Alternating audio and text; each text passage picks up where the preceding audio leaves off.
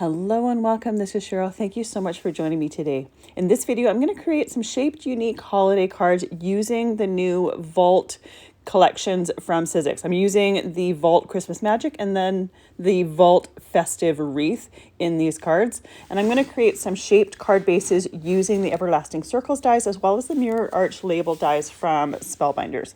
So I have everything die cut ready to go in my medium craft stacks.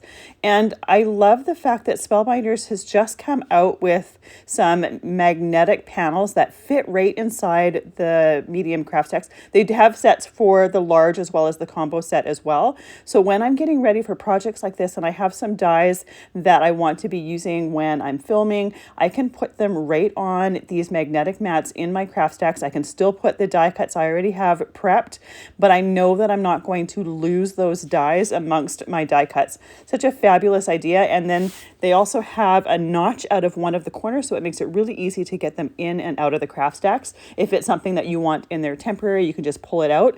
This is also a great thing to use while you're creating if you want to keep your dies in a safe place so they don't get mixed up with your cardstock scraps or your supplies that you're busy using. You can have one of these with that magnetic mat in there and put your dies in there as you're done using them so they can stay safe, and then you can put them away once you're completely done. So with all of my die cuts ready to go, I'm just assembling all the pieces. So when it comes time to putting my card together, I will be it'll be easy to just assemble everything because all of the tiny die cuts are ready. So I put a little bit of gold vellum behind my lamppost die cut. I also have a solid gray die cut of that same lamppost. So I'm going to put that vellum right between it.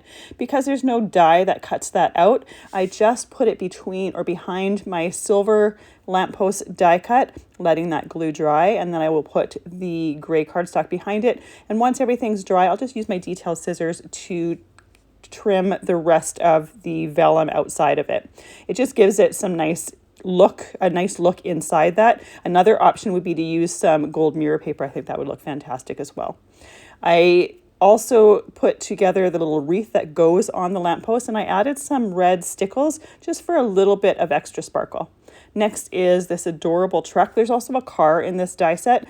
I have a thing though with holidays for the red vintage trucks, so I was trying to go for that. I have some brown cardstock for the little fence part on the back of the truck. And then I'm going to put these trees in the back of that truck as well. So these trees have a little trunk that goes on them for a little bit of extra detail. So I'm just gluing that in place so that they are dried and ready to go once I want to glue that in the back of my truck. Most of my die cuts here were die cut out of scrap cardstock pieces. As I get closer to Christmas, I tend to use more scraps, just trying to use up some of the holiday colors and just utilize all of those scraps. The black parts, the black die cuts, were die cut out of some mixed media Heavystock that's in black, and I love that Heavystock because it's got a really nice suede-y finish to it, and it just has a really beautiful look to it. It's like no other cardstock that I've ever used, so I do love using it often when I'm doing black die cuts, especially when I want them to be a little bit more striking. For my card base, I have some thick 120-pound cardstock. I also have one of these shapes die cut out of hammer mill cardstock. For the front of my card, I'm going to sandwich some gold vellum between the two pieces of the cardstock, and they don't both need to be the thick, so I have some hammer mill to go behind the thick one. So I have my little Cityscape here as well as my moon die cut that I'm die cutting out of those front pieces. Now when I die cut them, they're not going to go all the way through both pieces of cardstock. The 120-pound is just too thick for that, but I'm still using both of those pieces of cardstock in that or in my Platinum 6 because I want to get an impression from those dies the first time that I'm die cutting it all together. I want to make sure that my die cuts are in exactly the same spot. So by putting both of those pieces of cardstock in there and getting that impression on the one that is underneath, I know that I can now position those dies and they will be in exactly the same spot as they were for the upper layer. So this is a great way to get multiple die cuts die cut within the same area on different pieces. So those white die cuts that come out of there, I'm putting them to the side. I'm not using them for this project. You could certainly save them for a future project if you want. When I die cut my mirror arch label dies, I use the largest of the mirror arch label dies, and I use some Best Ever craft tape in order to tape them in place. Because that largest size is like, it fits just barely within a piece of 4 1/4 by 5.5 inch cardstock. I wanted to make sure it wasn't going to shift on me when I die cut it. So that's what those yellow pieces of tape were on the back. So I do remove most of them. Then I have my die cut piece here. I'm going to glue it right onto my gold vellum piece. Now my gold vellum piece is die cut with that same large size of mirror arch label dies. You could just use a piece of vellum, but by doing it this way, I know that I'm getting all of my pieces within the right size or within the right area, and I can place it a little bit better. I'm just gluing all of the pieces on the front of the card first. Then I'm going to use my shears to cut the extra little corners from that Cityscape piece, and then I will put the pieces on the back side. Now, when I first started putting glue on that first piece there, I was almost done, and I thought I had done it wrong. So I just put it to the side, meaning to put it on the inside of my card, and then you'll see as I'm putting glue on for the inside of the card, I realized that I made a mistake, but it just creates an opportunity. What I end up doing is putting that piece on the front of the card and just doubling up those die cuts and giving it a little bit of extra dimension. Sometimes those mistakes are just meant to be. I had intended to, or I had played with the idea of adding an extra die cut on the front and adding that dimension. So in the end, I subconsciously just made that happen. With that front done, or what I think is done, I put my white die cut on the other side of that gold vellum. So I want the gold vellum in between those two pieces of white. So when I have my Cityscape die cut and I can put a battery operated tea light in there, we're going to see the light shining through the gold windows of both the building windows as well as shining through the moon piece. So this is where I realized where I went wrong. Not a problem. There's always a solution for it. Just means that I need to go die cut another little Cityscape. So I make sure that that is put on there so all of those windows line up, and then cut those corners off. So I'm ready to add a die cut to the back once I have that cut. Now, after it's cut, I check twice to make sure that I'm putting glue on the right side this time, second guessing myself the whole way through. Put the glue on there, and I am kind of being careful to make sure that I'm not putting glue close to the windows so that it's not going to ooze in place and go in front of the windows. I want to make sure that I can still see that luminary candlelight there. I'm also trying to make sure not to put glue on those bottom corners that are going to be trimmed off. So once I have that in place, I do put an acrylic block on there just to hold everything in place, make sure it's nice and flat. Vellum tends to not really like to be wet in any way, so liquid glue tends to make it wet. So I want to make sure that everything lies nice and flat, and that acrylic block does that.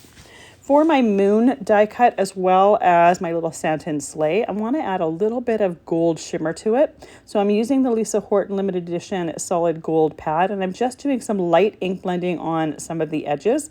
So I do it on the outside of the moon die cut, as well as the upper and bottom part of that Santa and sleigh.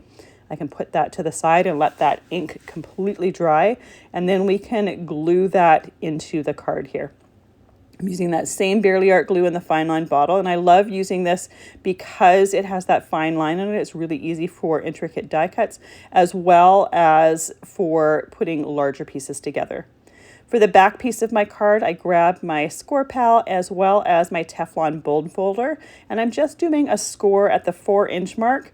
This die cut is 4 1/4 inches wide, and I don't really need to have a whole lot sticking or glued to the front of the card. Just a 1/4 inch is enough. You could certainly score a little bit more down if you wanted to have a little bit more attached, but because it's such a long piece, relatively, that 1/4 inch is just enough. And by having that die cut on the back of the vellum on the inside of the card, I know that I have a nice look there, so I don't have to worry about seeing the back side of the vellum and having something unfinished. With the back on my card, I can glue down the different elements. So first I'm going to glue down the Santa and sleigh, and I'm making sure to put glue on any of those pieces that are sticking out that would tend to catch on things like the envelope. Then I can put my little truck down as well as my lamppost. Now, when I was creating that lamppost, I put that gold vellum in between so you'd see the gold in the lamppost. The one thing that I, after the fact, thought I should have done was add a little bit of acetate behind the windows of the truck. I think it would have added some great texture to that truck, as well as the shine from the windows. So again, I didn't do that for this, but you certainly could, and I think it would definitely add to it. So here is the finished card. I did turn some of my lights off in my room. I didn't want everything to be completely black, so you can't really see the light shining through this as much as I would like to. If I put everything, well, this I was also filming during the day, so it wouldn't go completely black. But it does shine through really nicely. It shines through the moon as well as the little openings on the building, and it looks really, really cool. So for my next card, I'm going to use the Vault Festive Wreath, and I have some circles die cut out of those everlasting circle die cuts. Now, the first thing that I want to do, and mainly I do it first because I don't want to forget, is I want to slice just a little hair off the edge of the circles, and I want it to be the same on all 3 of my circles. Just like the first card, I have 2 of these circles die cut out of thick 120-pound cardstock. One of them is die cut out of hammer mill cardstock. And again, that's just to sandwich some gold vellum in between. And I want to make sure that the inside of the card looks as nice as the outside of the card. Now, once again, I have most of my die cuts ready to go, already die cut, but I do a little bit of prep to them. These little berries here, the die itself has extra berry layers that you can put over top of them. So you can die cut the branch with the berry in brown and then the individual berries in the cranberry color. But what I love to do is I just die cut it out of cranberry cardstock. I have a Copic E57, which is a brown Copic marker that I use to color the stems to the berries. And then I like to use some glossy accents over top of those berries just to give them that gloss and the shine. Another option here would be to use a Stardust pen and color those berries first and then use that glossy accent. So you would also get a little bit of shimmer to it. I think that looks fantastic as well.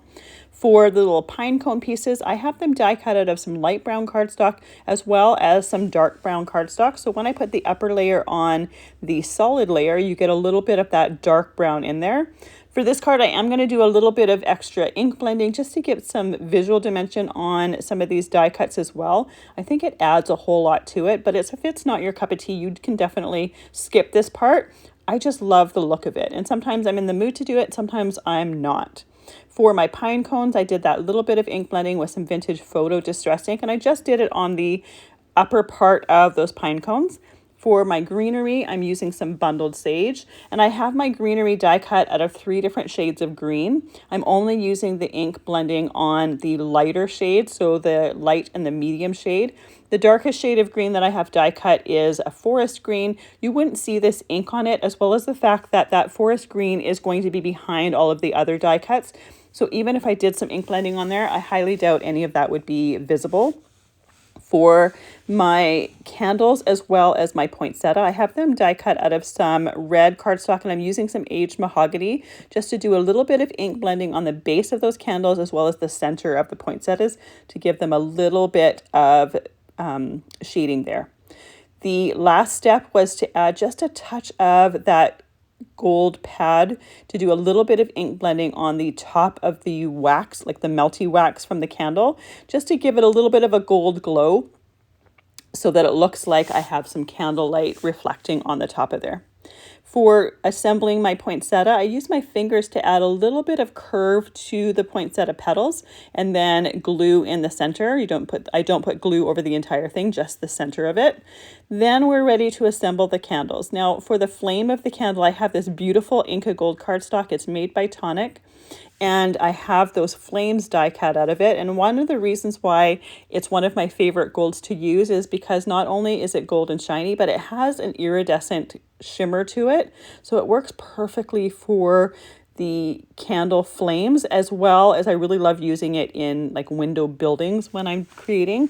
I just love that holographic shine to it. So I glue those on there and then glue the rest of the candle pieces on. And then the last thing that I do with my candles is add a little bit of glossy accents on the flames. Now I do this now so that that can be drying while I'm assembling the rest of the stuff. And I do want to make sure to let it completely dry before I assemble my card. But you could easily wait till your card was totally assembled and add that later. because this candle part is going to be nice and flat, it's totally fine if it gets added later. I wouldn't add the glossy accents on the berries later because they're going to be tilted up a little bit between all the greenery pieces. You wouldn't be able to get the glossy accents on all of the bits, as well as the fact that because it's not lying completely flat, there's a good chance that the glossy accents would drip off of it. So that is definitely one that I would do ahead of time. Then I am taking the base of the card the front of the card, and I have my wreath that I want to center, and I have my wreath die cut at a few different browns. I only need one for this particular piece. I have the two smallest circle dies from that Everlasting Circle die set, and I want to create some circle openings for my gold vellum so that it looks like the glow of candlelight. So once again, just like my first card, I have my thick 120-pound piece as well as my hammermill piece. I have them lined up together, making sure that that little flat edge that we created is lined up perfectly. Then I put it through my machine, cut it. It's only going to cut out of the top one, but it's going to make an impression out of the one underneath it. Once that first one is cut, I can replace that die on the second piece and cut that one. And then I'm going to repeat that exact same process for the smaller of the dies. Now, because my candles are two different sizes, I chose to do two different color or sized circles for this, just for a little bit of variety. You could easily use the same size circle for this if you want. I just like the look of the two different sizes, so that's why I chose that. So for the smaller circle, once again, I'm lining up the two pieces of cardstock first, putting it through, then making sure to reline that die up with that hole on the bottom piece, and then putting that through again. Once that is done, I can glue that gold vellum between those two. And then I'm just using that Barely Art glue again. I'm using it for mostly everything. I always use it for mostly everything. The only time that I don't really use it is on areas where a double-sided tape is a little bit more appropriate. But most things, the Barely Art glue works. Now here's my back piece here, and I want to put a score at the top to join my front and my back.